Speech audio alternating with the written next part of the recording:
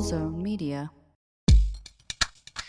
What's enslaving my 10 million people over the course of 300 or so years? No, buddy. Welcome to Behind the Bast. Sophie, people have missed the old kind of introduction where I did like a what's Xing my Ys sort of thing. Is there something inappropriate about how I did this intro? It was very inappropriate. Also, I liked my intro where I said, "Welcome to Behind the Bastards. I'm not Robert Evans." Yeah, you didn't do a British accent last time, Sophie, which was a weird choice for the second one. But I was doing that. But I was doing that not because of our guest, but because of our topic. Oh, I thought you were doing that because of our guest. No, I would never mock James. Stout. Sir James Stout. Sorry. Sir James Stout. Yeah. There it is. Yeah, absolutely not. Mm-hmm. I don't think that's happening anytime in the near future. I don't know anyone touch me with a sword, period. I'd have back at them if they tried. Well, Margaret told me the other day that I would make a great Queen of England. You did, Robert, when we fenced. Mm-hmm. We did. Wow, I was pretty drunk, I think. Yeah, I was drunk too, and we were using those crucifixes. We were using crucifixes to fence in Thailand. This is a podcast about the worst people in all of history. But before we get to that, Robert, I want to take a moment for our dear friend James Stout to plug his new book that's available for pre-order. Yeah, I was trying to introduce him before we did that, Sophie. We said his name. What else do you want? I was going to put a little bit more spin on it, some oil, on the vinegar. By all means. Mm-hmm. Yeah, go ahead. This is James Stout, podcaster and author. And journalist. James? And our friend. And our buddy. Yeah. You want to tell people about your book? I do. I would like that. And then I'm excited to hear about a pedophile or whatever we're going to do. This is my book. It's called Against the State, a story of anarchists and comrades at war in Spain, Myanmar, and Rojava.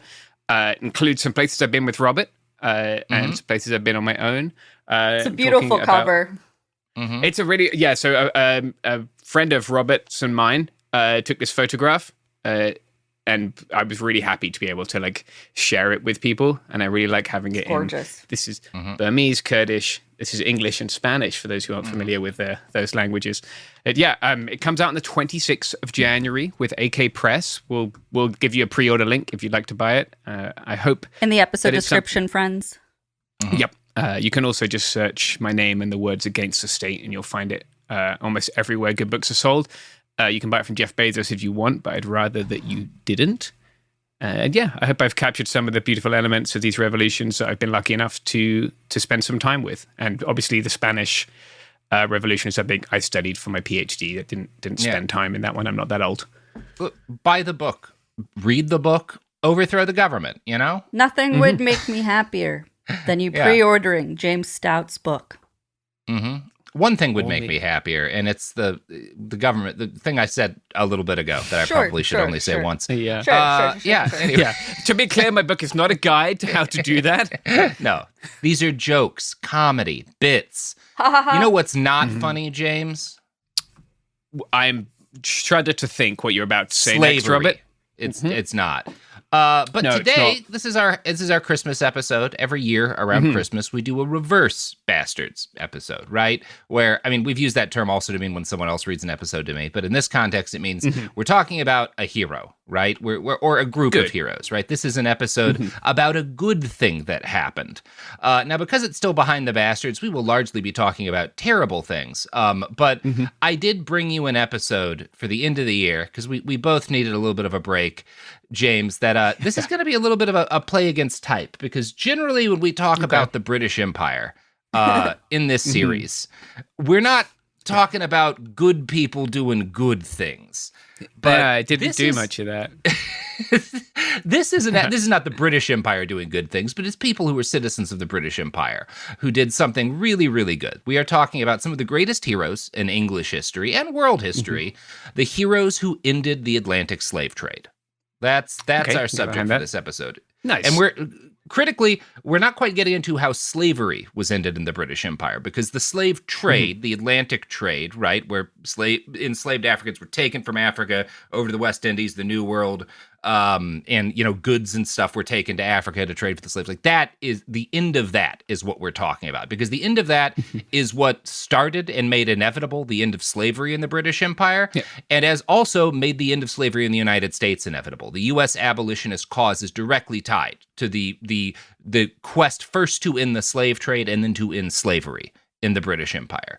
And so the people we're talking about in these episodes are some of the most impressive human beings who ever lived, and they accomplished a really incredible goal. And I think it's particularly important to talk about now because this is a story of hope.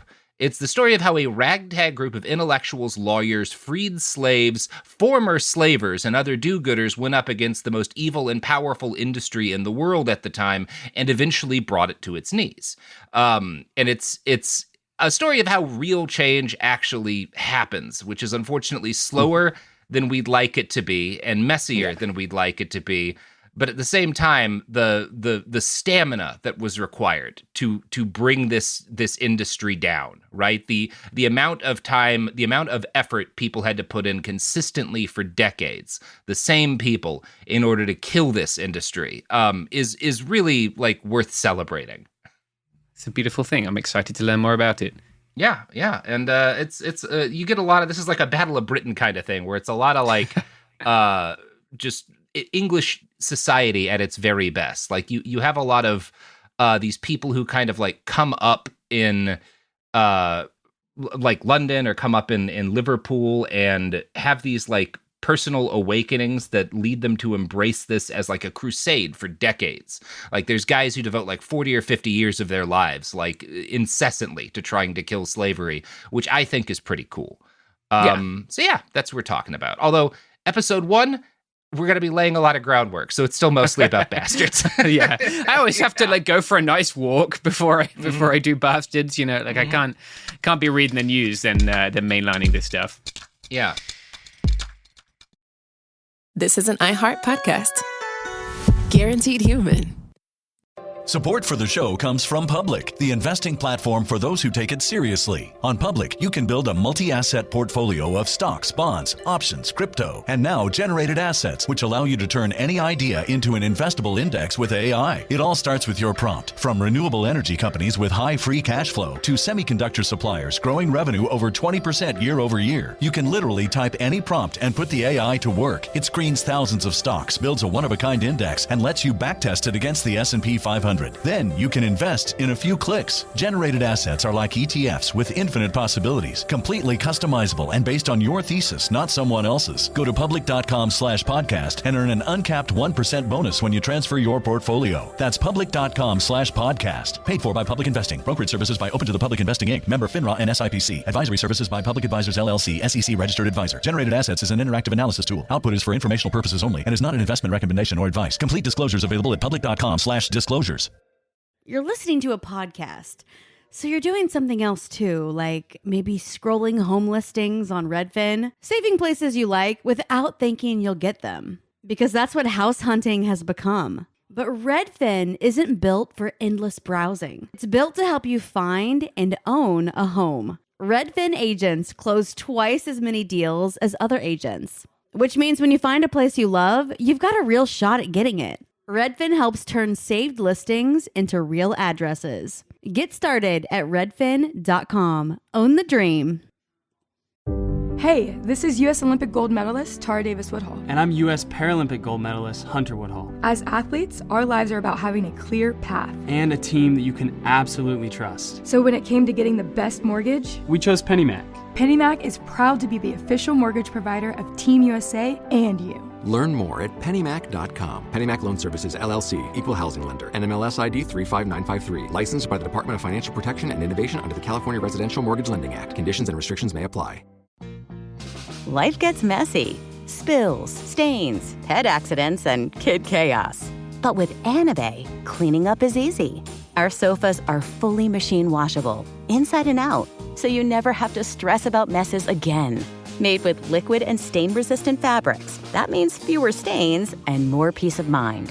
Designed for real life, our sofas feature changeable fabric covers, allowing you to refresh your style anytime. Need flexibility? Our modular design lets you rearrange your sofa effortlessly. Perfect for cozy apartments or spacious homes. Plus, they're earth-friendly and built to last. That's why over 200,000 happy customers have made the switch. Upgrade your space today. Sofas start at just $699. Visit washablesofas.com now and bring home a sofa made for life. That's washablesofas.com. Offers are subject to change and certain restrictions may apply.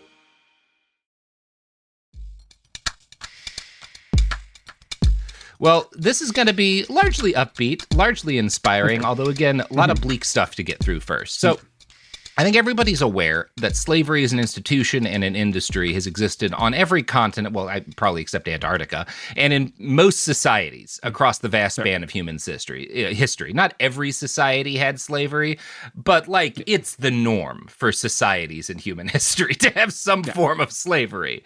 But all slavery is not considered equal. Every kind of slavery and every way slavery has been practiced is not an equivalent level of horrifying and is not an equivalent level of abusive, right? Ancient Rome, for example, was a slave society, and in a lot of ways a nightmarish one. And some of those methods of slavery practiced in Rome, like the vast slave-funded plantations called latifundia, or the slave-driven mines, were as cruel as any slave plantations in the Caribbean. However, Roman slavery was a legal condition, and no one believed that slaves were inherently racially inferior to other people. They were inferior because their legal condition was inferior, right? But if that changed, when people were freed, there was not really any stigma against a freed person in normal society, right? And in fact, a lot of the wealthiest Romans during the height of the Republic were freedmen, because freed people, if you were lucky enough to be enslaved in such a way that you were living in a city and being taught a trade, then you were effectively having a free apprenticeship. And if you could get free fairly early in life, a lot of those guys started businesses and became very wealthy. Some of the wealthiest families in Roman society were descended from freed people. And there was no ongoing legal stigma, right? There was no attitude that because you were enslaved, you can't breed with other people or whatever, right? That would have been crazy to the Romans, you know? And likewise, and I'm really not trying to minimize the horrors of slavery in Rome, because it was a slave empire. They did genocides that involved slavery, right? The Roman Empire, a lot of bad stuff. But for all of its horrors, nothing the Romans did came close to the level of sadistic cruelty that we saw in the slave ships of the Atlantic trade. That is probably slavery at pretty much its worst in anywhere in history. There's just nothing that compared to that. Right. It's kind of hard to think of what you could do that's much worse to a human being. Yeah, it's like an Auschwitz level kind of torture, right? Where people are being starved and murdered with their families in just the worst and most sadistic conditions imaginable. Now, what became the Atlantic slave trade was initially a product of the Spanish and Portuguese colonial empires, right? They were the first people who really got this going. They got their shit together before anyone else in Europe did, and then they lost having their shit together before anyone else in Europe did. That's the story of Portugal and Spain. Europeans did not have much in the way of meaningful contact with sub-Saharan Africa until Portuguese trading vessels made their way down the continent's west coast to Ghana in 1471. In keeping with their well-worn traditions, Portugal was at first just interested in getting access to gold, right? It's the Gold Coast. There's gold here. That's why we're in the area. And so they started building forts on the coast of Ghana mainly, and other facilities to facilitate the mining and the transfer of gold, right? And the loading it onto ships and the restocking those ships. This was part of these are basically, these forts or castles were kind of like gas stations for the gold trade, right? And they're going to turn into gas stations for the slave trade. Yeah. Per the terms of the Treaty of Tordesillas, that's right, James? Tordesillas, I think. Tordesillas. Tordesillas, yeah.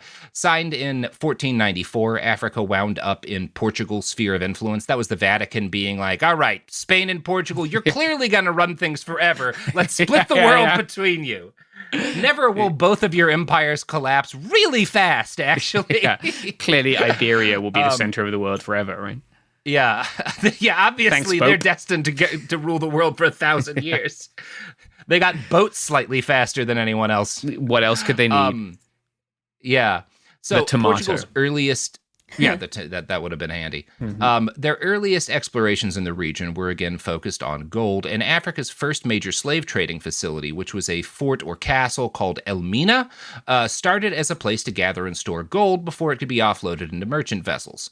It was built in 1482, but right around this time, not long after they build this fort for gold, Portugal starts to realize gold's not the only treasure in the tropics, and it's actually maybe not even the most valuable treasure in the tropics, because sugar exists. And it turns out once you start making actual straight up like granulated sugar, and people can just buy a bag of sugar, they don't want to, like, they never want to not have sugar. Like, they're addicted. It's a drug. It's an incredibly addictive drug. They called it sweet salt initially, and once they realized, like, oh shit, this stuff grows really well here, and you can grow as much of it as you want, that it becomes very, like, that's worth more than gold potentially. You know, there's only so much gold. Inflation is a thing, but you can sell sugar forever. People never don't want sugar. The only problem with sugar as a money-making enterprise is that it sucks ass to farm. Right? It is absolute hell to grow. It's a nightmare. Yeah. It's where you don't see many people growing backyard sugar. Exactly. None of the people with like homesteading dreams are like, yeah, I just want a couple of acres that I can just grow nothing but sugar cane on. You know, really work myself to death, probably in 5 or 10 years, you know? Yeah. It's a shame. For whatever reason. Some of the homesteading YouTubers I would like to see. I would like to stop YouTubing. I'm just going to farm sugar. Yeah. Get in the sugar trade. That's what I will say. I mean, there's got to be one of those like evil foster parents who adopts a bunch of kids to make them work their farm. Like there's got to be someone who's tried it with a sugar plantation. Yeah, I'm sure. But yeah, so there's a problem with the sugar trade, which is they can tell all this money is just lying around waiting for them to grab. The sugar trade, they know will be worth a shitload of money. Everyone wants this stuff. But it only grows in the tropics, right? It does not, you can't transplant it back to Europe or wherever where you have established agricultural infrastructure. It's not going to do well. No, we do that with beetroot instead. Right. You do it with beetroot. You make shitty beet sugar if you want. Not the same.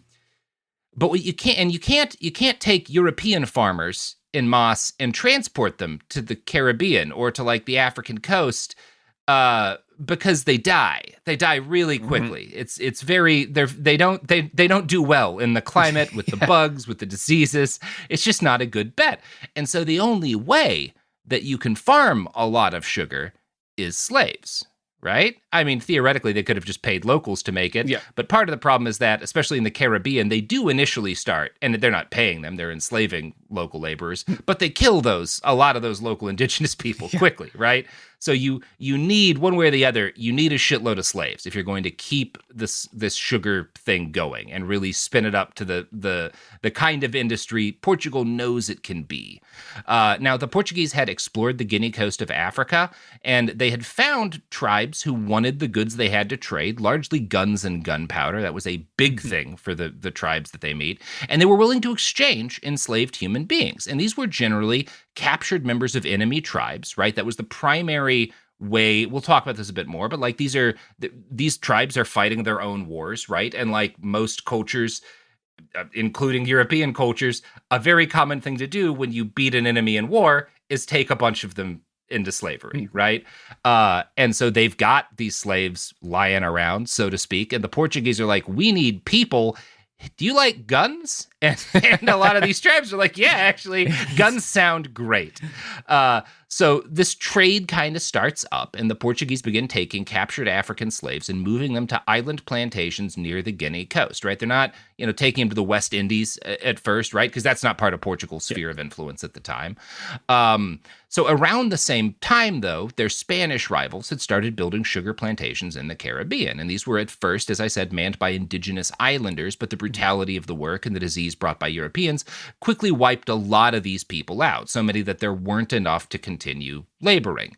In 1518, the Spanish king ordered 4,000 African slaves imported to the Caribbean, paying Portugal for the human labor needed to fuel their sugar plantations and launching the Atlantic slave trade. So that's kind of, this is sort of the generally agreed like start to the slave trade. It's a little bit of a soft start because like when do you count that? But like probably when Portugal starts sending slaves to Spanish colonies in the Caribbean is a good start. El Mina, that fort first established as a hub for gold trading, was converted into a prison for enslaved Africans.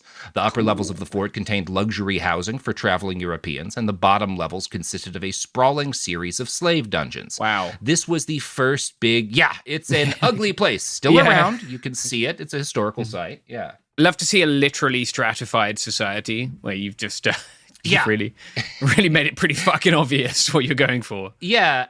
Yeah, it's one of those, sometimes you watch like Snowpiercer and you're like, well, that's not very subtle, but neither is history. Sometimes history can be that way.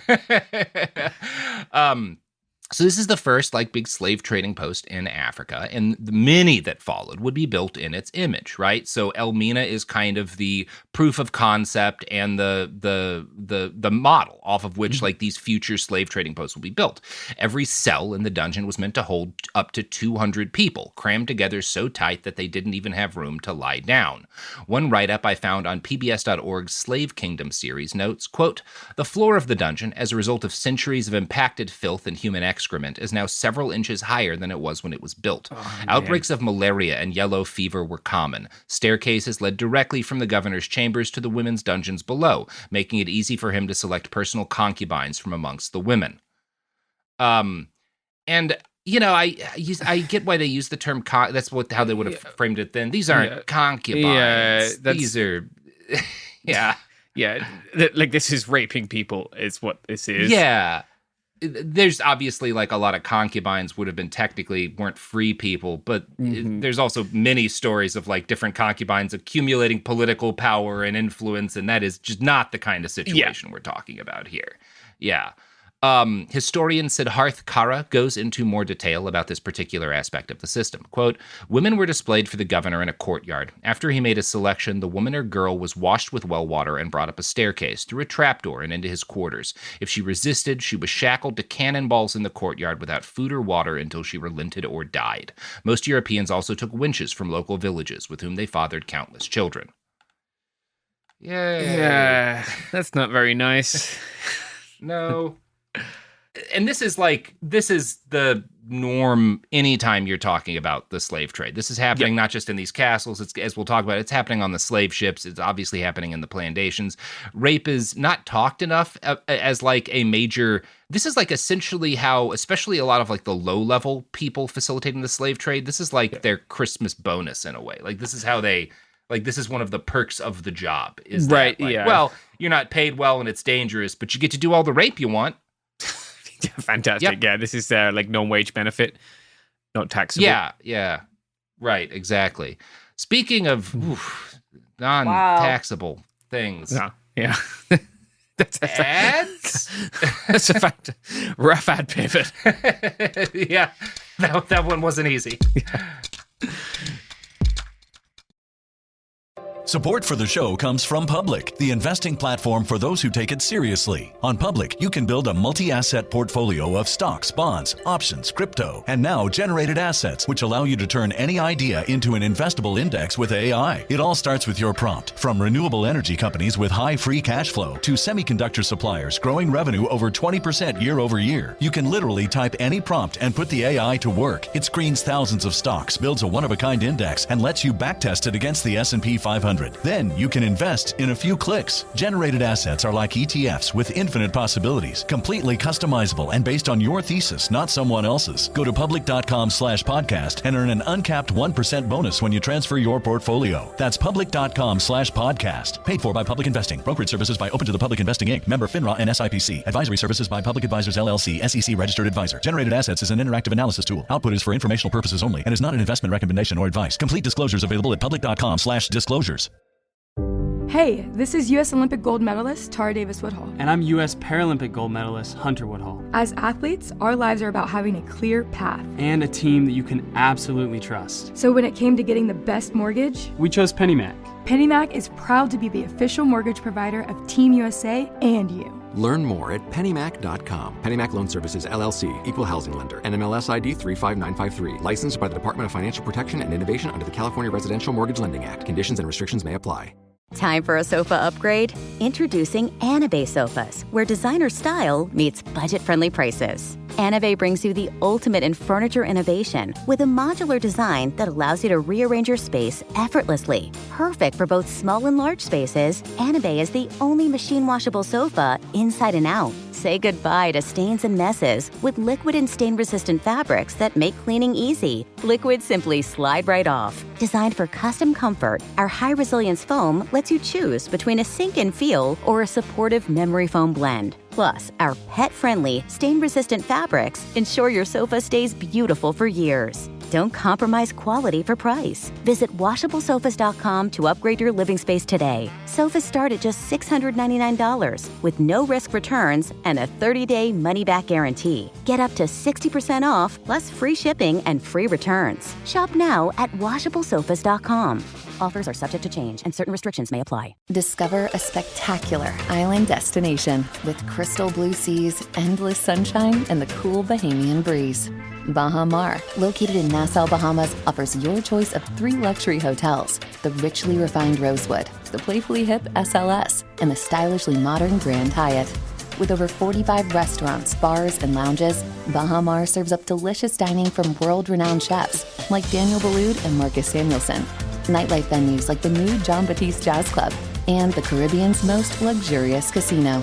At Baha Mar, you'll find every pleasure under the sun and one-of-a-kind experiences for the entire family, like Baha Bay, our 15-acre lush tropical water park, interactive wildlife experiences, including our daily flamingo parade, world-class golf, tennis, spa, and so much more. Visit bahamar.com today and discover a vacation destination where memories are made for a lifetime. Baha Mar, life spectacular. And we're back. So, any slaves, male or female, who fought back or attempted to lead insurrections were locked in a condemned cell, which Kara describes as a small room on the ground level without ventilation or light. The slaves were not given food or water and eventually died. The British displayed the corpses to the other slaves as an example of the consequences of resistance, after which the bodies were thrown into the ocean for the sharks. Kara is talking about a little bit later period of, this is happening under the Portuguese too. He's talking about the British period, but they're both doing this, right? Because slave uprisings start happening as soon as slavery does, and it scares the shit out of slavers. They're constantly terrified of this, right? One of the justifications of the brutality is, well, otherwise they'll do an uprising. And it's like, have you tried just not enslaving them? I don't know. Yeah, maybe you should. Probably wouldn't be killing you then. Yeah, could just leave them alone. Could just leave them alone. So on the seaboard side of Elmina was the chillingly named Door of No Return. This is where enslaved people were offloaded into slave ships, right? Which would take them to their final destinations. While the Portuguese and the Spaniards whetted Europe's appetite for African slaves, other European powers were quick to involve themselves in the exploding industry, and as things kind of soured for the Portuguese and Spanish empires, other players are going to take over the slave trade. Now, as I noted, the money that fueled the slave trade is European, right? Slavery became central to the economy of New World possessions in places like the Caribbean, but it's not a purely European business. It is a partnership, and the people, a crucial part of the slave trade, because it's not Europeans wandering into the center of the country generally to grab people, right? Like, that's not how this is happening. These slaves are being taken and are being transported by coffle, which is like a chain of basically handcuffs and chains that like keeps a line of people together, right? Like, it's how you chain a bunch of slaves together and walk them from wherever in the country you're taking them to the coast where they're going to get onto a slave ship, right? Yeah. They used coffles as well in the Americas, and what, like, once, like, it's not just, but like, yeah, that's how they're being transported. Yeah. And the slaves are being gathered and taken generally by a mix of African and Arab slave traders, right? These people are doing the dirty work of actually capturing the human beings who are then loaded on the ships and sold. And for these traders, their participation in what we know as the Atlantic slave trade wouldn't have seemed to them a huge departure from the kinds of slavery that had existed since antiquity. In a 2005 study for Anti-Slavery International, Mike Kay writes, quote, Slavery existed in Africa and elsewhere before the intervention of Europeans, albeit in a very different context. People were enslaved as a consequence of being captured in war, as a punishment for committing a crime, or as a means of escaping famine. While enslavement in Africa could be extremely brutal, African slaves had a social as well as an economic value, and they brought prestige and status to their owner. Slaves held in Africa were still generally considered people and part of society. By contrast, those sold into the transatlantic slave trade were seen as chattel to be bought and sold. Their only worth was considered in monetary terms. As a consequence, enslaved Africans were routinely tortured, whipped, branded, beaten, chained, etc., separated from other family members, even deprived of their own names. Hardly any of the millions who were transported across the Atlantic ever returned to Africa. And that's important, which is that, it's a bad thing to be a slaver, but these slavers are not thinking of slavery in the same way as the Europeans who are taking the enslaved people from them, right? That it's just a very different thing. And, you could say they don't care because they're getting guns and stuff, and that's a fair, these are bad people. Yeah. But the slavery that existed and that that existed in their heads was very different from the slavery that Europeans were increasingly executing. It is a mark of how different African slavery was in Africa that it was not uncommon for enslaved people to marry into the family that owned them. They would keep their given names and their family identity, and if freed, were again unlikely to face lingering stigma over their former status. So again, you're just talking about kind of a fundamentally different look at what slavery is. We'll talk later in these episodes. We'll have an account of an African man who, as a boy, was captured by some of these slave traders, and we'll get some more details as to what that process looked like. John Newton, who's a former slave captain who became an abolitionist, we'll talk about him later, suggested that the principal source of the slave trade at this time was, quote, the wars that prevail among the natives, and scholarship seems to back a good deal of this up. However, as Newton noted, the English and other Europeans have been charged with fomenting these wars. I verily believe that the far greater part of the wars in Africa would cease if the Europeans would cease to tempt them by offering goods for slaves. And you do have, undeniably, it's almost like a little bit of a World War I situation where you've got all of these different tribes and kingdoms that are enemies that have been fighting in some cases, for centuries.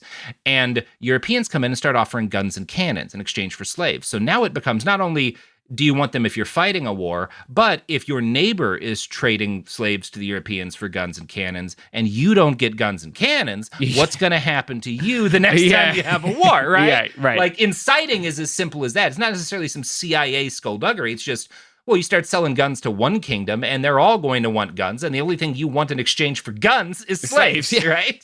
Yeah, it's just like a classic vicious cycle thing, right? One builds on the other. Yeah.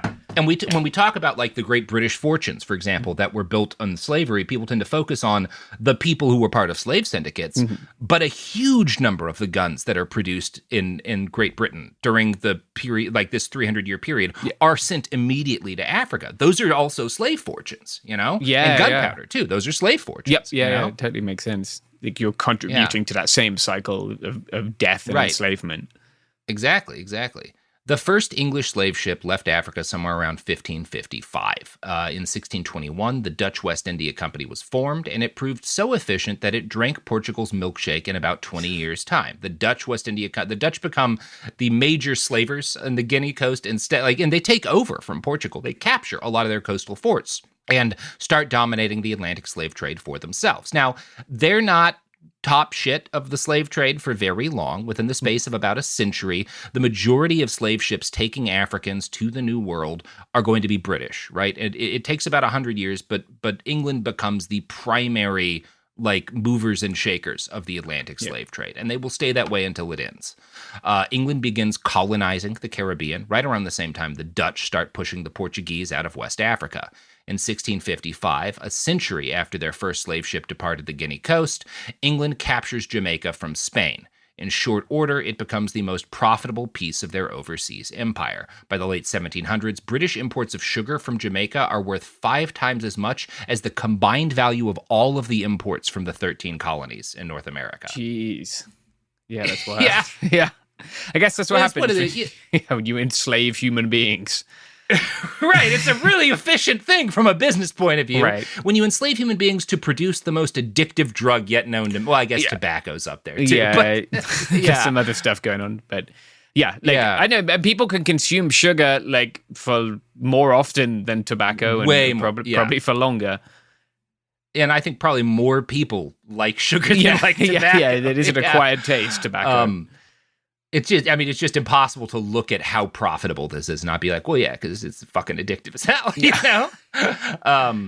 And it's also kind of worth Americans keeping in mind when we get up our own asses about like the American Revolution. It's like, well, the British could kind of afford to cut bait because the 13 colonies, they were not that big a part of the economy of the empire, right? Right. Could be like, okay, Britain guys, had a lot of irons in the fire. Okay, they had some other options. Sure, tobacco.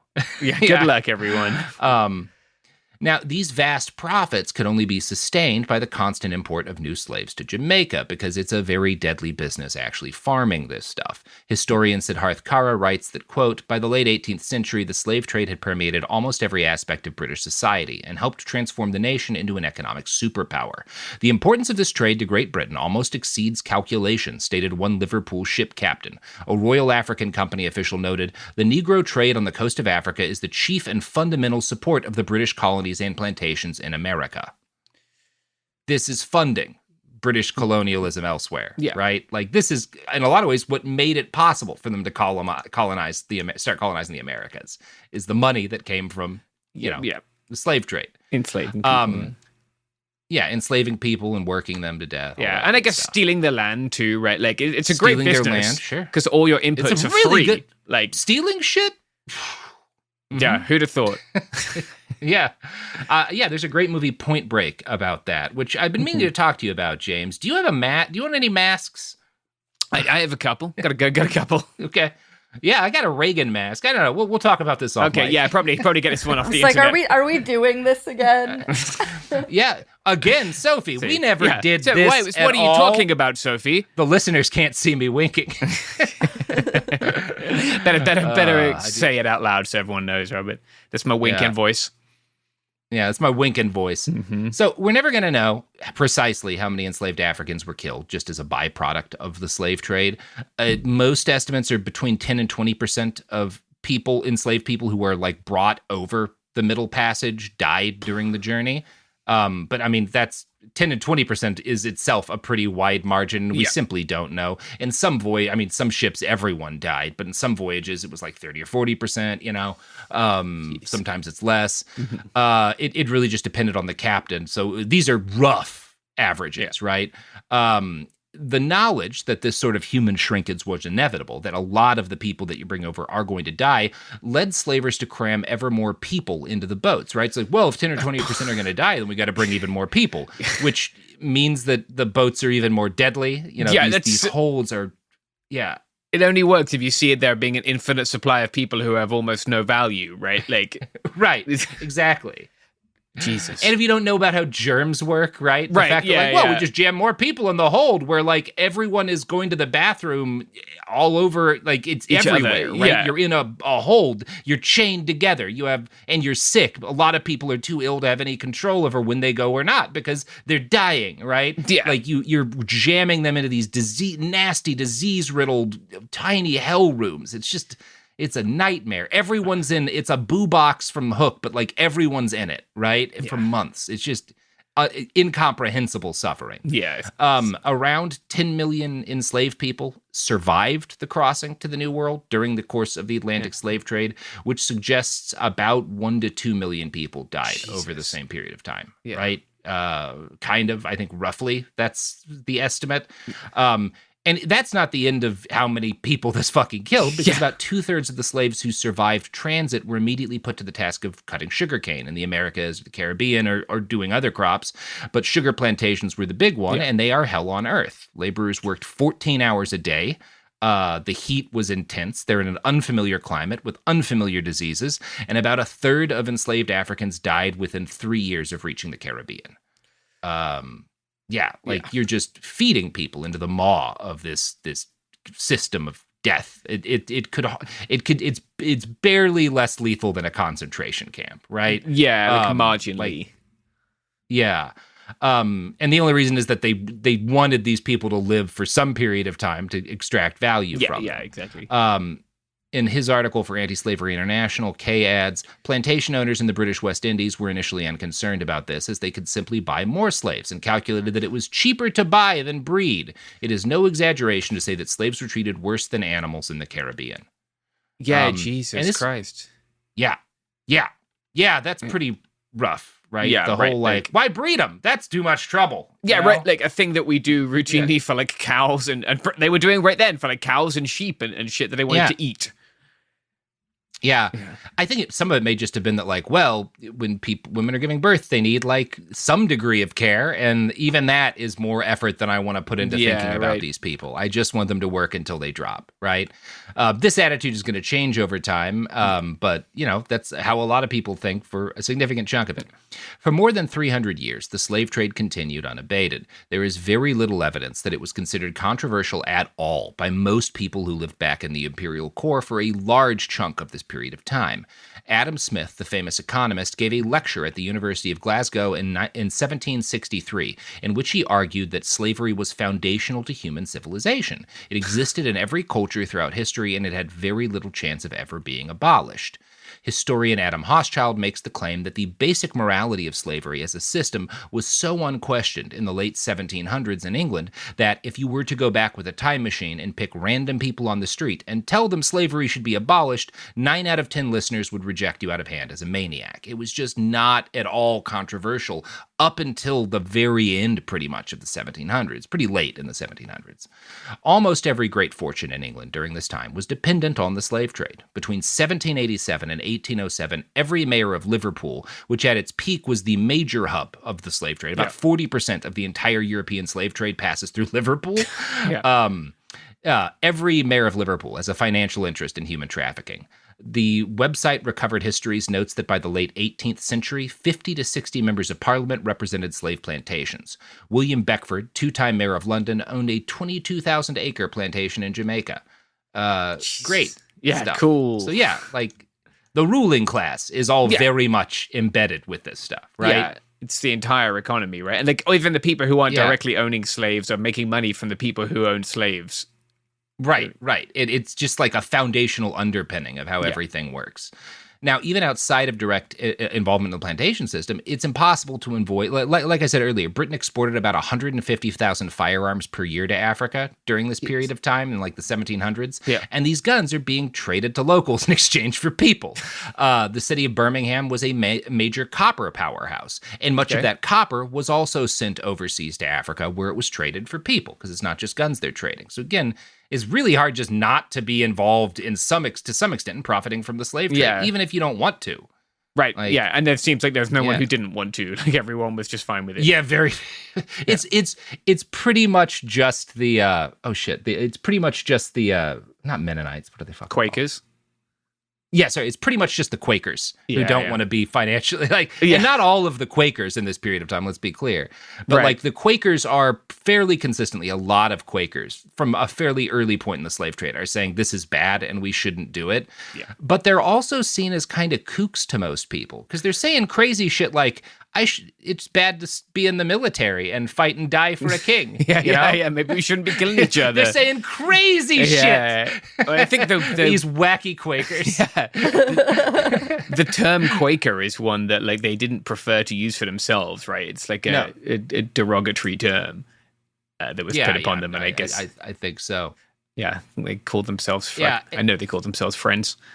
Yeah, the Friends. And it's one of those hard to pick a group of people in Western society in early modernity who were more consistently right than the Quakers. Yeah, man. I mean, they really called it quite a few times.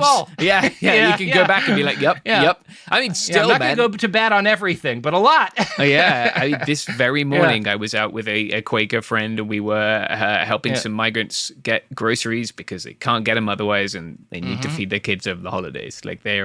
They're still doing a pretty good job.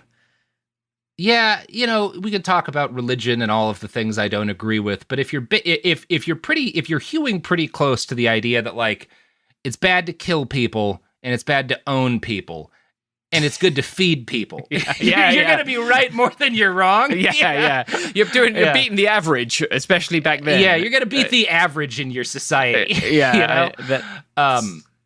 Now, you know what church didn't have a problem with slavery, James? Any of them, really. Yeah, but most of them. yeah, most of them. Yeah. But the Church of England, right? That's shocking to me. Wow. Church of England, big fans of slavery, who'd have deeply financially involved. Yeah. Now there is a sect, like a radical Anglican sect, that are anti-slavery from like I think fairly early in the 1700s. Okay. But like the mainstream of the Church of England is fine with this stuff. And in fact, the Anglican Church owns vast plantations in Barbados and other Caribbean islands. When anyone bothered to discuss the morality of the slave trade, the default assumption was that it represented a kindness to Africans. Liverpool merchant Michael Sargent gave a representative version of this argument. We ought to consider whether the Negroes in a well-regulated plantation under the protection of a kind master do not enjoy as great, nay, even greater advantages than when they are under their own despotic government. For fuck's sake. What?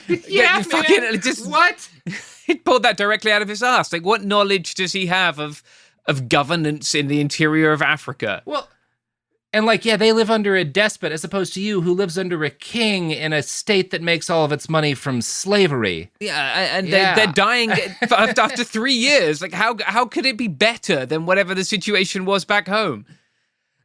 Yeah, it's... People will just make shit up.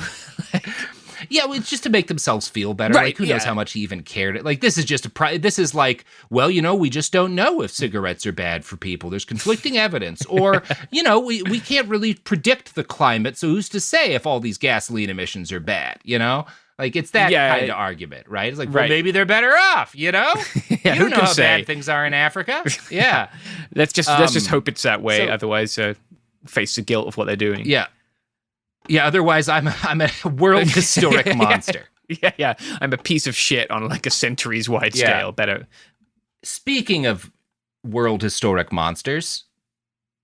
I was hoping you would do this as an ad transition. Yeah.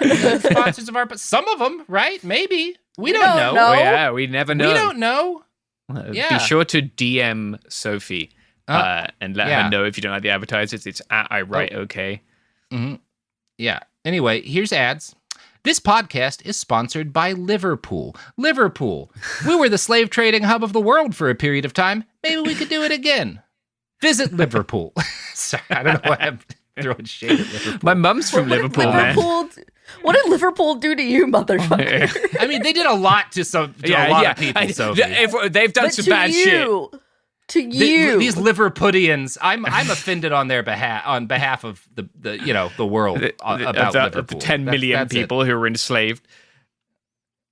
Yeah, I was offended by when Robert said, "I'm winking." That's for the people that can't see me. All I'm going to say is, if you know anyone from Liverpool, hit them. Again, my mother is from Liverpool. Anyway, here's that. If you know anyone from Liverpool, wink at them. My entire mother's side of the family is from Liverpool. This is Behind the Bastards, James. It's not a good time. No, it's not. No. That's why we left Liverpool in opposition. Yeah. Around the 1970s. Let's be fair. If you know anybody from Richmond, hit them too, Mm-hmm. And maybe wink. Hit people if they come to the city. Wink while you're hitting them. Wink while you're hitting them, exactly. Yeah. And then if you cross your fingers, it's not a crime. Yeah. It's just a joke. It's a bit. Yeah, it's a bit. Don't hit people. Support for the show comes from Public, the investing platform for those who take it seriously. On Public, you can build a multi-asset portfolio of stocks, bonds, options, crypto, and now generated assets, which allow you to turn any idea into an investable index with AI. It all starts with your prompt. From renewable energy companies with high free cash flow to semiconductor suppliers growing revenue over 20% year over year, you can literally type any prompt and put the AI to work. It screens thousands of stocks, builds a one-of-a-kind index, and lets you backtest it against the S&P 500. Then you can invest in a few clicks. Generated assets are like ETFs with infinite possibilities, completely customizable and based on your thesis, not someone else's. Go to public.com/podcast and earn an uncapped 1% bonus when you transfer your portfolio. That's public.com/podcast. Paid for by Public Investing. Brokerage services by Open to the Public Investing Inc. Member FINRA and SIPC. Advisory services by Public Advisors LLC, SEC registered advisor. Generated assets is an interactive analysis tool. Output is for informational purposes only and is not an investment recommendation or advice. Complete disclosures available at public.com/disclosures. Hey, this is U.S. Olympic gold medalist Tara Davis Woodhull. And I'm U.S. Paralympic gold medalist Hunter Woodhull. As athletes, our lives are about having a clear path. And a team that you can absolutely trust. So when it came to getting the best mortgage, we chose PennyMac. PennyMac is proud to be the official mortgage provider of Team USA and you. Learn more at pennymac.com. PennyMac Loan Services, LLC, Equal Housing Lender, NMLS ID 35953. Licensed by the Department of Financial Protection and Innovation under the California Residential Mortgage Lending Act. Conditions and restrictions may apply. Tired of spills and stains on your sofa?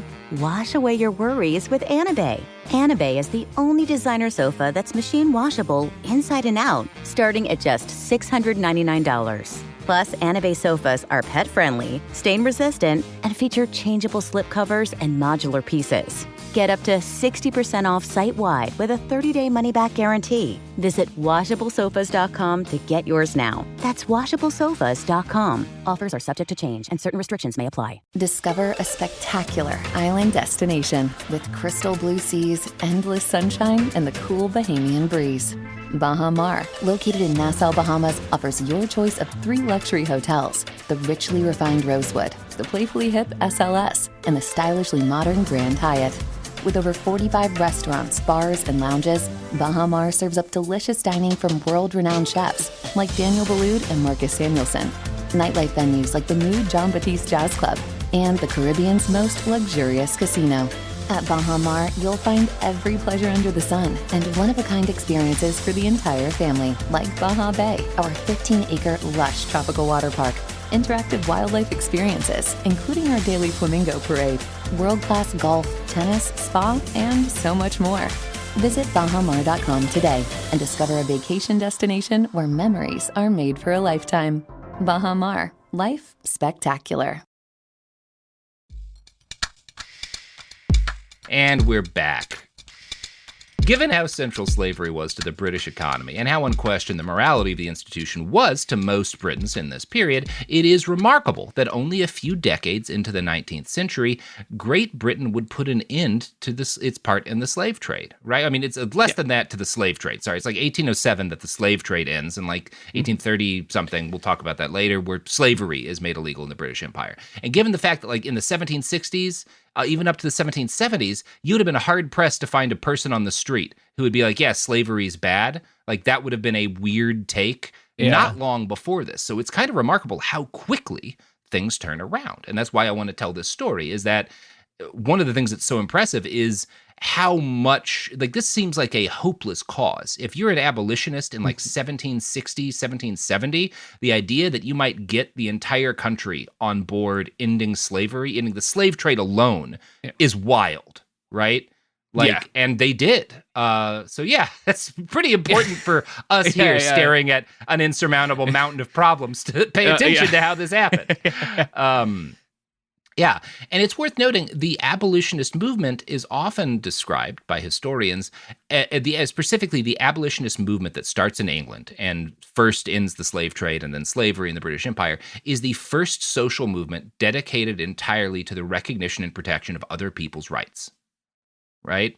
That's kind of cool. The movement is not fighting for their own rights. They are fighting for the rights of a separate group of people, of outsiders, people who aren't even their countrymen generally. Yeah. That is... Yeah, it's a really interesting way to frame it. It's significant, right? It's a meaning, and that deserves to be celebrated. There's also this kind of annoying thing today, and I'd be remiss if I didn't point out that a loud minority of racists today will argue that the Atlantic slave trade isn't something Westerners should be ashamed of. It's something that we should be proud of because we ended slavery, and nobody else ever tried to do that, right? It's an example of like how good our culture is, that we're the only ones who tried to end slavery. It was the first, white Europeans were the first people to decide slavery should be banned, you know?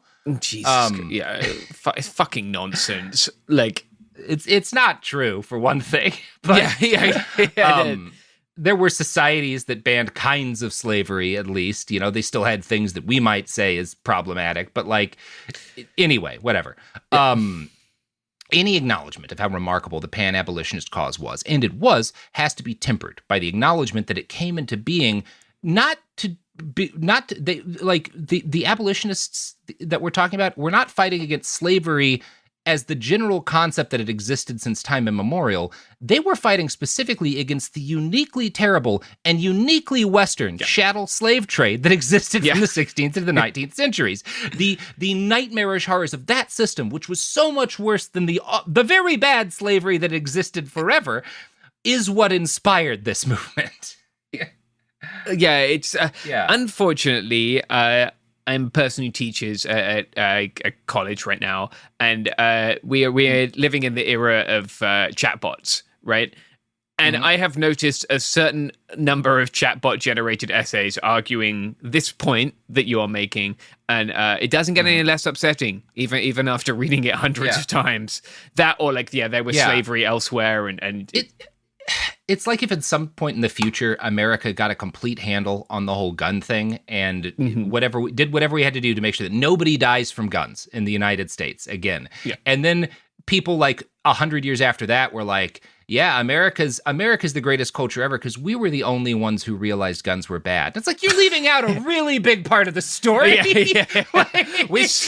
You're really cutting out some important facts. There's some bits there that you probably don't want to gloss over.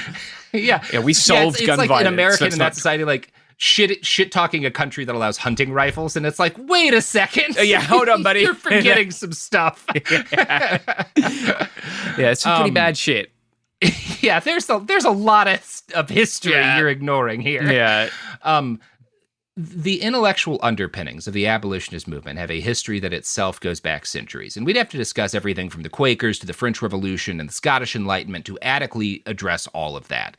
But what we're talking about specifically is not kind of the ideologies that led people, small groups, and individuals to believe slavery was wrong, as much as how a small number of those people came together to create a massive movement that actually ended this horrible institution, right?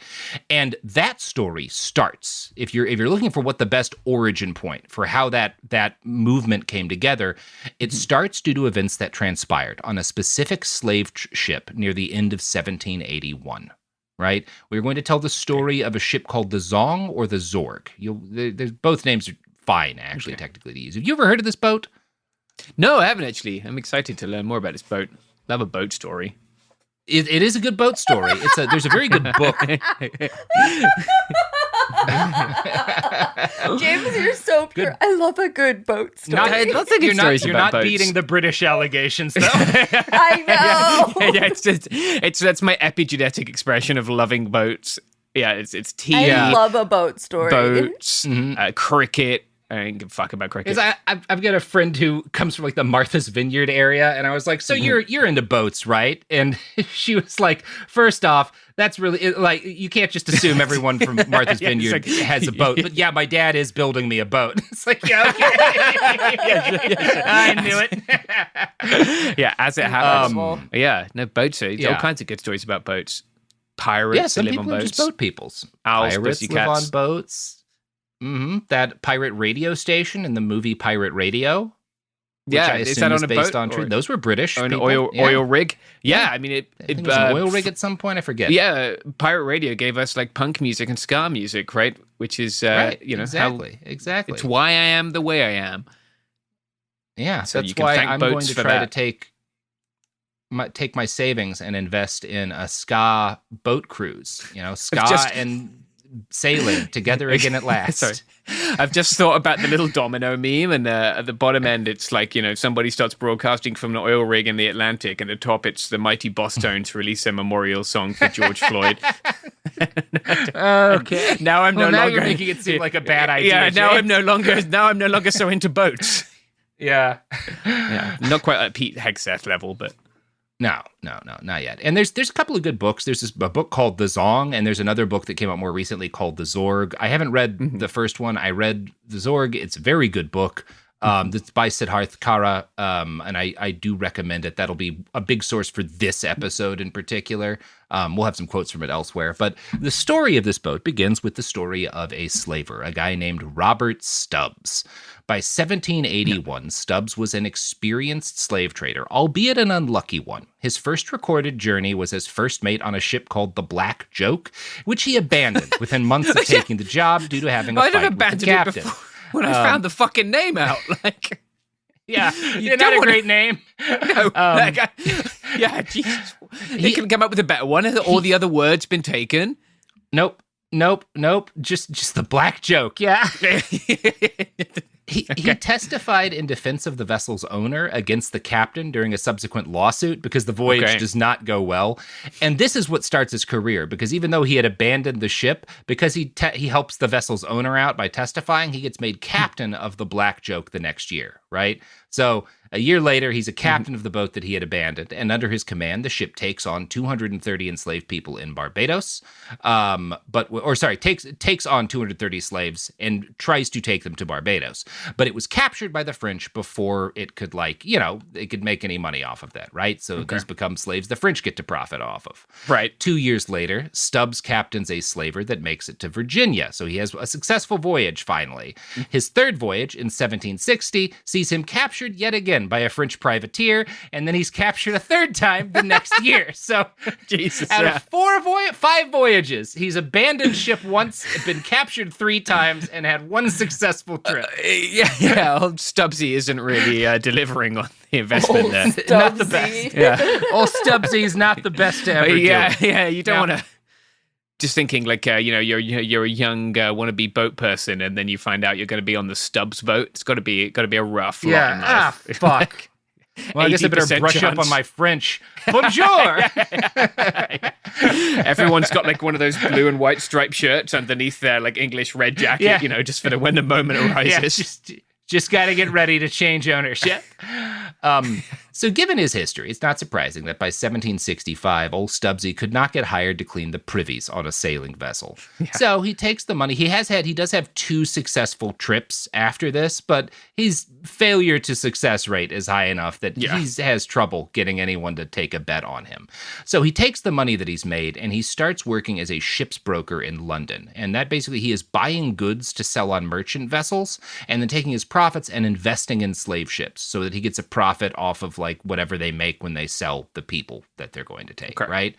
He's not good at this, and he declares bankruptcy in 1771. Now, somewhere in between during this whole period where he's failing at being a captain and then failing at being an investor in slave ships, he starts a family and has 6 children who he is not in the least bit interested in raising or caring for. He sounds like a bit of a bad dude. He's not a good man. The slave captain thing? Fair. Stubbsy said, fuck them kids. Fuck them kids. Now, in order to provide for his family while being as far away from them as possible, at the end of 1779, he applies for a job as a governor with the CMTA, or the Company of Merchants Trading to Africa. This is the corporation because slavery is a capitalist enterprise, right? In the very literal sense of the word. It is a corporation, a chartered corporation that is managing the logistics of the Atlantic slave trade for the British Empire, right? Because corporations are just more efficient than governments, obviously. Now, we don't know why, as evidence that they're more efficient, they made Stubbs a governor. Great. It didn't have background checks we back don't then, know why. Yeah, it seems like I think it's that he had friends in the company and he was a really good ass kisser. One of the things you see from it is that he is very charming to certain kinds of idiot. And I think he just talks his way into the job by licking boots. Are we sure he didn't want to go in? Are we sure he didn't want to go into government politics? No, not at all. He wants to be a slave governor. He wants to be the governor of one of these slave forts. We talked about Elmina at the start of the episode. There's more by now, and one of them that the British is operating is a fort called Anamebu on the Gold Coast, right? And that's what he's governing. He's not governing like a colony. He's governing a slave castle. They were like, well, you're really great at abandoning the ship. And he's like... He's like, you said I was abandoning the ship, but I was going down with it. What do you mean? Yeah. That was a joke. That was a joke for the girlies. You're welcome. Oh, okay. That went over both of your heads. Yeah. It sure did, Sophie. Yeah. No. It's beautiful. The bit I would make is that they looked at how he's raising his family and they're like, look, Stubbs, you're great at abandoning your kids. Can you abandon a bunch of enslaved African people to a fate worse than death, too? Is that something you'd be good at? Yeah. And Stubbs said, absolutely. Yes, I can. He's like, honey, where do I sign? His dream job. So this is finally. a perfect job for him. Yeah, he can profit from the slave trade, and he has very little personal risk, right? Yep. Theoretically, if he wasn't a giant asshole, he'd have very little personal risk. But as Siddharth Kara writes in the Zorg, things started to go wrong as soon as Stubbs departed England. Quote, "From the moment the ship departed England, Captain Lewin reported vexation often arising between me and my passengers, occasioned by malicious information and other base insinuations, all of which were spread by Robert Stubbs. Stubbs directed much of his ire towards one of his fellow CMTA officials, Stuart Beard. He accused Beard of destroying the ship's stores and of hurting his son by tying his legs together. Lewin investigated the accusations and concluded them to be false and ill-grounded. And by the way, he's brought his 12-year-old boy with him. That's the son. Oh, great. He's accusing this guy of tying his legs together. Stubbs then accused Beard of being a pimp at a bawdy house and that he and John Roberts were highway robbers. To top it off, Stubbs accused Roberts of trying to breed a mutiny, which Lewin also found to be an ill-designed falsehood. The bickering, discord, and wild accusations led Captain Lewin to describe Stubbs as a wicked and treacherous character. Another official on the ship said Stubbs was inclined towards malice and wicked enough to say what he cannot justify. So again, these guys are all slave traders, and they're like, this dude's a fucking dick. Yeah. Like an asshole among the worst people in history. It's like when other billionaires are like, Elon Musk, what a fucking prick. Yeah, what's wrong with that dude? Yeah. You really have to be on another level of asshole. Yeah. Now, as noted in that above passage, as I said, he brought his son, his 12-year-old boy George, on the trip with him. And this was not normal. Kara notes that there are no records of any other governor bringing a child that young to Africa with them. In fact, what Stubbs did was so weird that the company puts rules in place to ban any other officials from bringing kids under 15 with them in the future. They're like, what is he doing? A 12-year-old? Do we know why? Yes, we do, Sophie. Okay. As soon as they reach the fort, he gives his son George a job working for the fort as like a copywriter, I think. But he's like keeping a track of accounts or something, and he pockets his son's salary. That's why he brought his kid, so he could make him. Well, he's kind of enslaving his 12-year-old boy. Child. What a turd.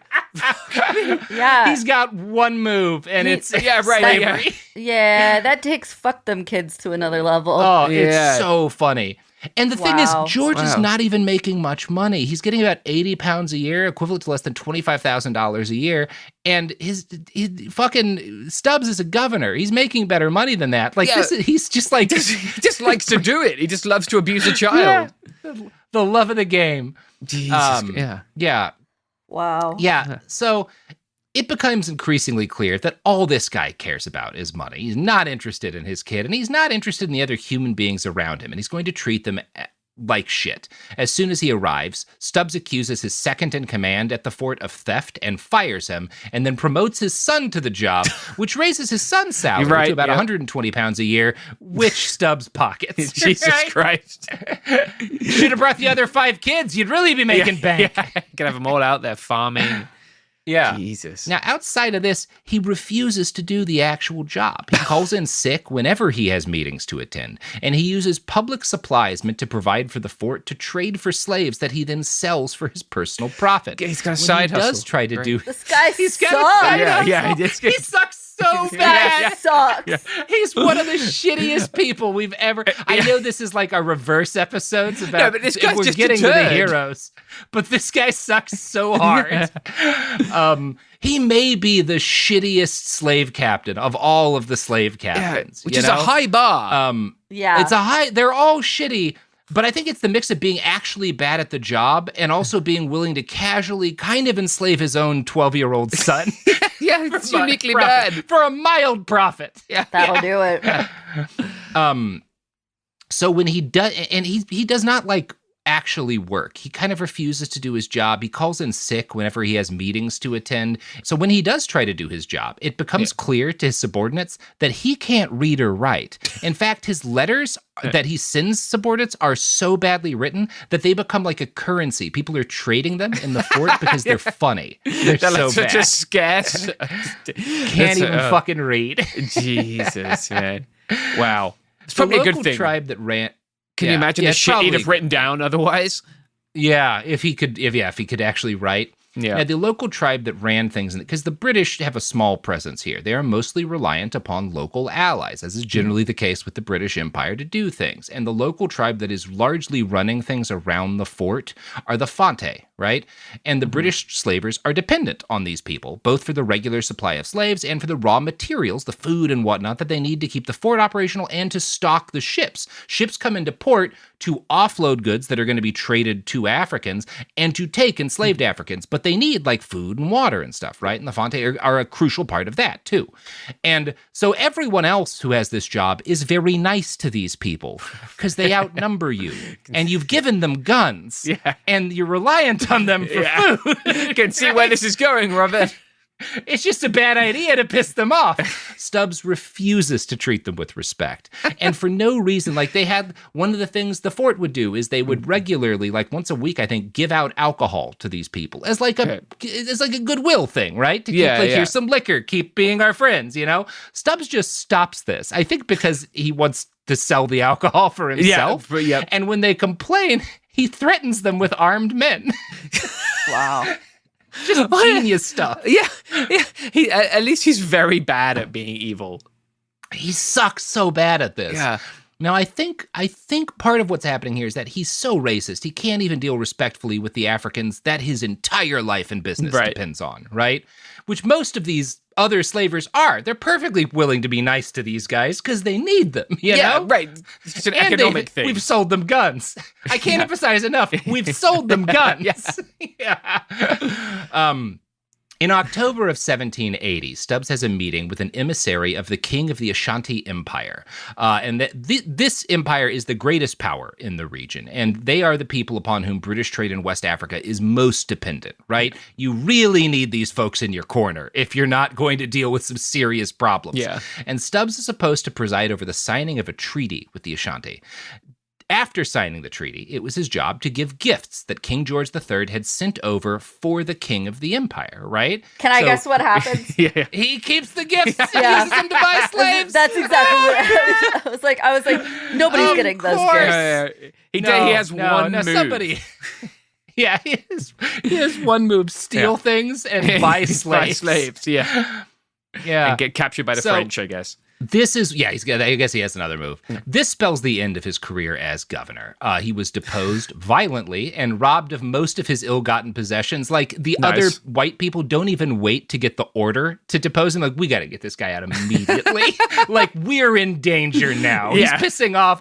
Like, there's so many more of them than us. And again, they have guns, you know?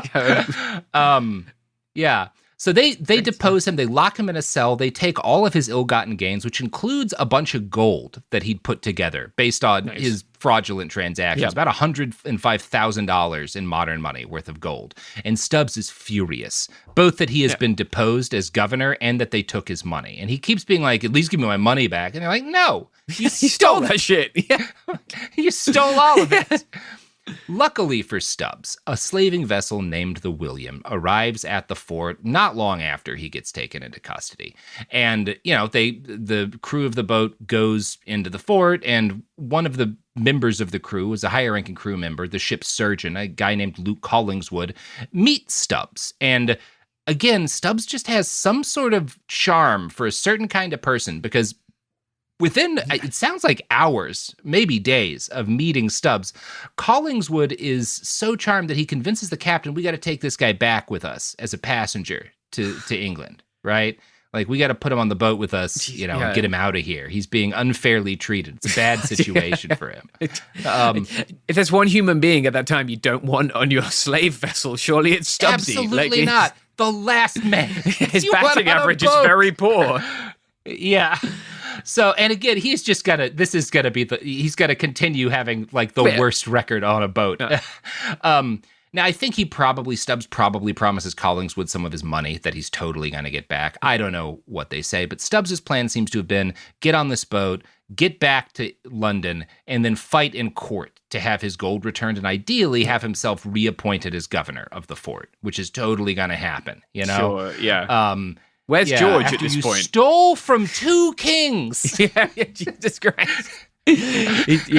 What's happened to George? Is little George on the boat? Like, Great question, James. You would think Stubbsy, departing the fort where he had been imprisoned, would take his 12-year-old with him. He does not. He does not, and we don't know why. He abandoned the 12-year-old? Yeah. He abandons his 12-year-old at the fort. Never sees him again. Never writes about it. Says nothing to anyone about why he's left this kid behind. As far as we know, doesn't even explain it to his wife. Just forgets he has a son. God. Cool guy. I guess the optimistic, maybe George is like, fuck no, I'm not getting on a boat with you. Yeah. Hopefully George is like, so. I would love to be on another continent from my father. Like, this is I'm hoping ideal that, for me. Maybe the guys who overthrew his dad were like, hey, George, we got no issue with you. Do you want to actually get paid for working? Because we can do that. You can just make money to have a job. And he's like, what, really? Really? That's an option? I didn't know how that works. Shit. My dad told me it was illegal for kids to make money.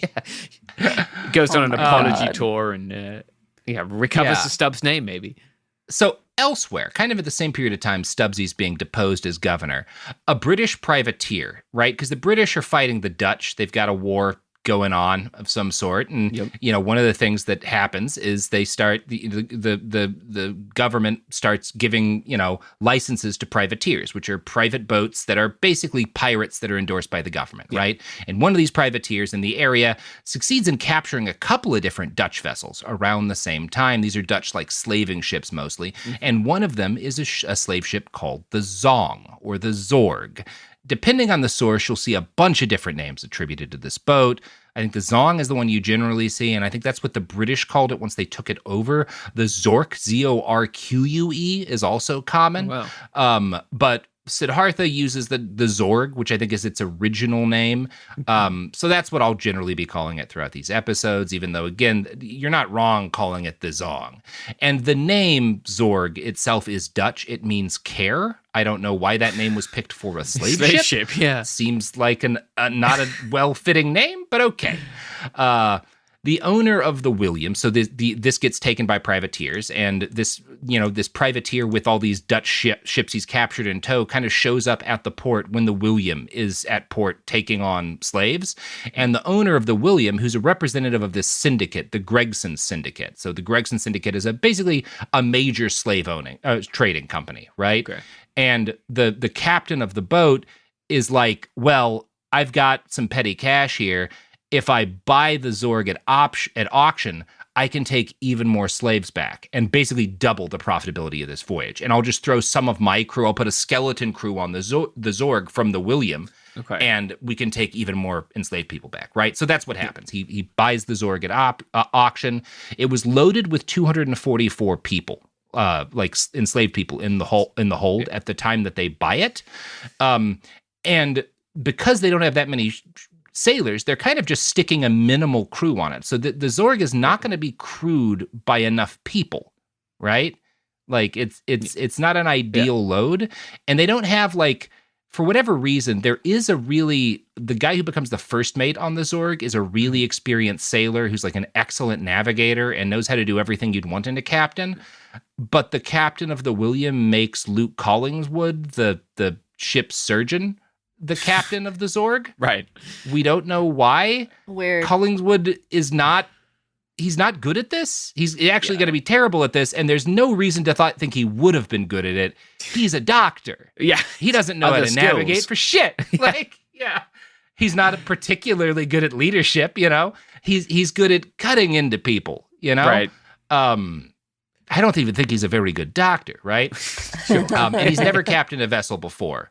And again, the first mate that he's put with on this skeleton crew is an experienced seaman and navigator, but the two have a falling out. Collingwood does not get along with this guy, and he's confined to quarters for a sizable chunk of the journey. Good idea. To make... Yeah. Put the guy who knows how to find stuff in the hold. Yeah, right? We'll work it out. To make matters worse, before leaving the coast of Africa to sail for Jamaica, the Zorg takes on even more enslaved people. The boat was meant to hold a maximum of 240 slaves in the hold. 442 are crammed into the lightless, reeking hold as they begin their journey, right? Jesus. So this is just everything done to create a worst-case scenario. Yeah. Skeleton crew up top. Captain doesn't know what he's doing. only skilled navigators locked in his room.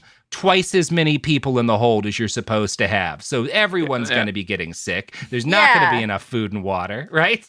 Great. Good decisions. Illness is going to be everywhere. It's maybe too heavy also. Like it's sitting too low in the water or whatever. Maybe too heavy. It's got to be slower.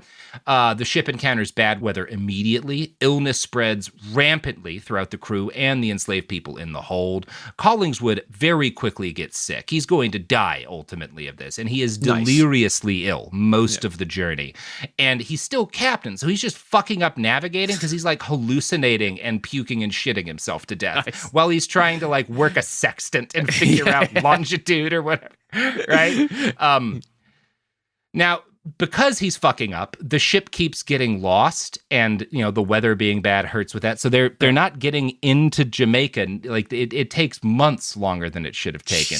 And because there's twice as many people on board as there should, the ship runs out of its stock of dried citrus, right? Which is what stops you from getting scurvy. So everyone starts getting scurvy, including the sailors who are supposed to be manning the ship, right? Perfect. Yeah. By November, Collingswood is so ill that he has to step down from command of the vessel. And instead of, again, appointing the guy who knows how to sail, to run a boat, he makes Robert Stubbs the captain. Stubbs is back. Fucking of course he is. He's back in charge. He's Can't like a keep boomerang. A bad man down. So the first mate, Kelsall, protests. And again, one of the last command decisions Collingswood makes is he forces Kelsall to be confined to quarters and also orders him to stop updating his logbook, which suggests that he and like Stubbs and Collingswood don't want a record of what's going to happen next, which suggests that they're kind of pre-planning what's going to happen, actually. We don't really know if that's the case, but it's a weird order to give Kelsall, right? Now, for weeks, the Zorg sails without a real captain, going increasingly off course as the water supplies dwindle. Things get so bad that they have to free Kelsall from confinement because they're like, someone who knows what they're doing we're going to die. We're literally going to die.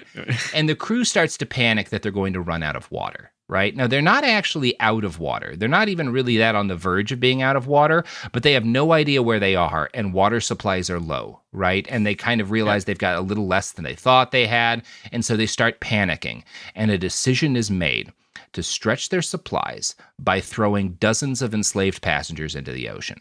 Jeez. So if you're thinking about this the way they're thinking about this, these people are money, and the women and children are worth less at market than the men. So they're less likely to survive the journey anyway. Yeah. They're throwing enslaved women and children into the ocean to die a horrific drowning death. Yeah, that's their first plan, is to break into this chunk of the hold where they keep the women and children and grab a bunch of them and throw them into the sea. Per Kara's book, The Zorg, quote, "The cabin windows on a typical frigate like the Zorg were no larger than 5 to 6 square feet. Once the woman slave realized she was being thrown out, she would have resisted. She could pull her body weight down, plant her feet and hands against the window frame, bite her captors, or scream. To force a resistant adult female through a small cabin window would have required a great deal of violence. It is possible that Stubbs, Collingwood, Kelsall, and the crew of the Zorg first stabbed her with a cutlass, or punched and kicked her, cracked her bones, or otherwise beat her into submission before forcing her through the window. The crew members returned to the slave hold, selected another woman, and threw her from the same cabin window. Next was a child, another woman, another child, another woman. One by one, the crew picked 55 women and children and threw them, quote, alive singly through the cabin windows into the sea and drowned." That's horrific. Yeah. One of the women and one of the children they throw out is a newborn baby who was born on the vessel. They throw her and her mom into the sea. And yeah, I mean, it's just a nightmare. The Zorg ultimately docks in Jamaica on December 22nd, 1781. Between 224 and 240 of the more than 400 enslaved Africans aboard had died, 62 from sickness during the journey, and between 123 and 133 thrown overboard. 10 more, and these were men, threw themselves overboard, committing suicide. Maybe it was just in solidarity with the people who were being murdered. Maybe it was to spare themselves more agony. We don't know. But they like 10 people actually just killed themselves. Yeah. Right. which hard to like. Yeah, hard to say that's a you're bad in a choice. nightmare. Like, yeah, there's no good option for you here, right? Like, and it's become clear to you when you see them throwing babies into the water. Whoever these people are, they're monsters. Like, maybe any death is better than spending any amount of time with demons like this, right? Yeah. Like, yeah, with the knowledge that they're just going to keep doing it. Yeah. Yeah, and that you have to, that whatever you're doing is benefiting these fucking monsters. Right. Yeah. Within like days of landing in Jamaica, Luke Collingwood dies, but Robert Stubbs survives, and he makes his way back to London, where he brings the tale of what had happened. Stubbsy! He's like a fucking cockroach. You can't kill him. Yeah. Yeah, and he takes the tale of what had happened to the boat to the owner of the syndicate that had employed them, William Gregson. And basically, Stubbs doesn't get, rich off this journey because he's not part of the crew, right? Right. But he sees this like, okay, and this has kind of happened to him before, right? He testified on behalf of the owner that slave should be made captain. So he goes to the owner of the syndicate that owns the boat, and he's like, hey, I have an idea. And I think the idea is if this works out, I get a cut of it and a job, right? Like, you're going to help me, get back in good and start making money off the slave trade again, right? Yeah. And the deal that he talks out is, so I need to set something up. Do you know where insurance comes from, James, as an industry? Hey, boats? Slavery. Oh, okay. Specifically slavery. Cool. Yeah, cool. Lloyd's of London, which started as a coffee house, really gets going as a business insuring slave ships, right? Now, boats in general, that is a big part of insurance, but insuring the slave trade is a huge part of the birth of insurance as an industry, right? Perfect. Because it's an expensive proposition, right? You're filling this boat up, you're buying all of the goods to trade for these people, and if they all get captured or the boat sinks, you're out a shitload of money, right?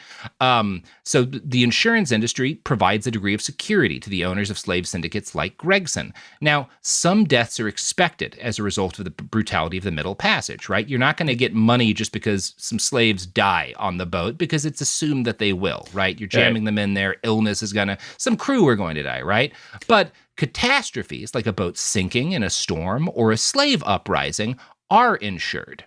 And so Stubbs comes back and he's like, hey, we had to kill about 130 of these people, but we had to kill them because of an act of the sea, an act of God, basically. Because, this disaster hit us and we were going to run out of water. We had no option but to throw them overboard. That means their deaths are payable. Like, your insurance company owes you for them, right? Because it was an unavoidable necessity. So, yeah. Sure. Yeah. That's Stubbs' move. And Gregson's like, all right, yeah, I'll try to make more money. And so he puts in a claim for the value of these people. I think he values them at about £30 each, these people who were murdered. The insurers fight back, not because they're good people, but because they don't want to pay out any money. And there's a court case over this, Gregson v. Gilbert, right? Over whether or not this really was basically an act of God that is covered by insurance, or if they didn't need to kill these people and thus it shouldn't be covered. And the court in this case finds for the Gregson syndicate. It rules that enslaved people are property, that this was an act of God effectively, and that the insurance company has to compensate the syndicate for their loss. And that's the first court case. It is the fallout from this court case that is going to inspire the birth of the organized abolitionist movement in England, right? This is, the abolitionist movement in the U.S. owes a lot to what happens in the wake of this horrifying case, right? So we're going to talk about all that and more in parts 2 and 3.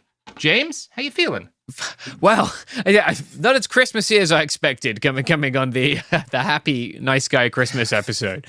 There's good guys in the other parts. Okay, good. I'm glad to hear that. Sorry. Yeah, no. Good to talk about the way that British people have covered themselves in glory throughout history. Yeah, well, we'll get to some better British representation in part 2. Good. You got a book, though, James, speaking of British representation. Yeah. It's not a book about British people particularly. I am in it. So is Robert. But yeah, I've written a book about anarchists at war, about Myanmar, Rojava, and the Spanish Civil War. A bit less depressing than this episode was. Like, you're going to find some really inspiring people who I think have done really beautiful things. What's it called? It is good call, Sophie. I'm not very good at this. It's called Against the State. You can see it there kind of doesn't do well on the camera, does it? The pre-order link will be in our episode description. Yeah, just go and click that. It's quite reasonable. It's quite affordable right now. I think it's $18. So if you buy it now, it will arrive in late January. It's released on the 26th of January.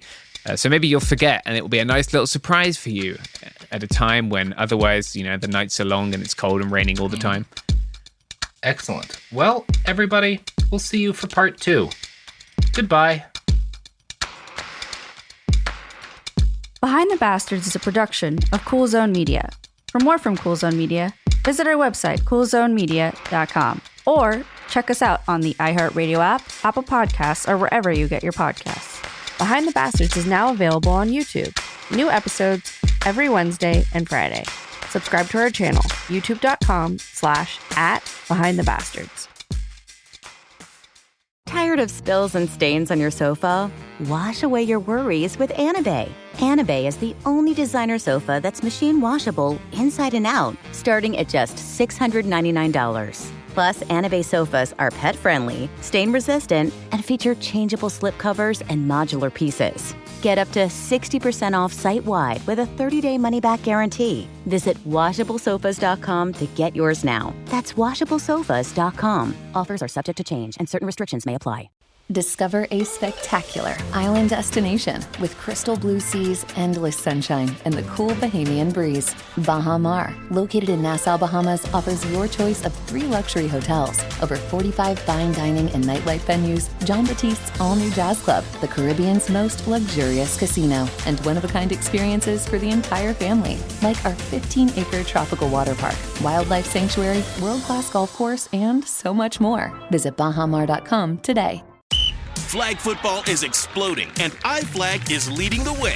As the Guinness World Record holder, iFlag hosts premier flag football tournaments nationwide for boys, girls, high school girls, and adults. From first-time players to elite competitors, iFlag delivers top-level competition, unforgettable experiences, and a community built around the game. Ready to be part of it? Join the movement. Find your tournament and learn more at iflag.org. That's iflag.org.